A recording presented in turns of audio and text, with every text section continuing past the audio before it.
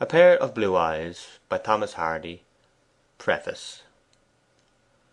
A violet in the youth of primy nature, forward, not permanent, sweet, not lasting, the perfume and suppliance of a minute, no more.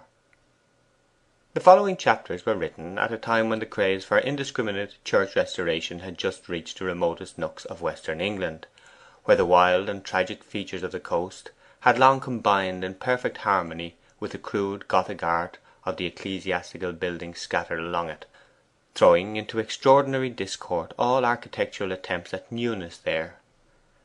To restore the great carcases of a medievalism whose spirit had fled seemed a not less incongruous act than to set about renovating the adjoining crags themselves. Hence it happened that an imaginary history of three human hearts, whose emotions were not without correspondence with these material circumstances, found in the ordinary incidents of such church renovations a fitting frame for its presentation. The shore and country about Castle Boterel is now getting well known, and will be readily recognized.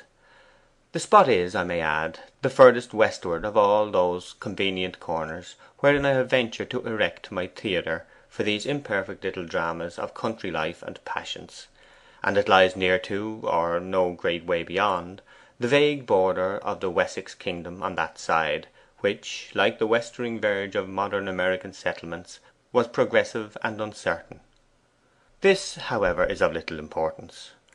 The place is preeminently, for one person at least, the region of dream and mystery. The ghostly birds, the pall like sea, the frothy wind, the eternal soliloquy of the waters, the bloom of dark purple cast that seems to exhale from the shoreward precipices, in themselves lend to the scene an atmosphere like the twilight of a night vision. One enormous seaboard cliff in particular figures in the narrative, and for some forgotten reason or other this cliff was described in the story as being without a name.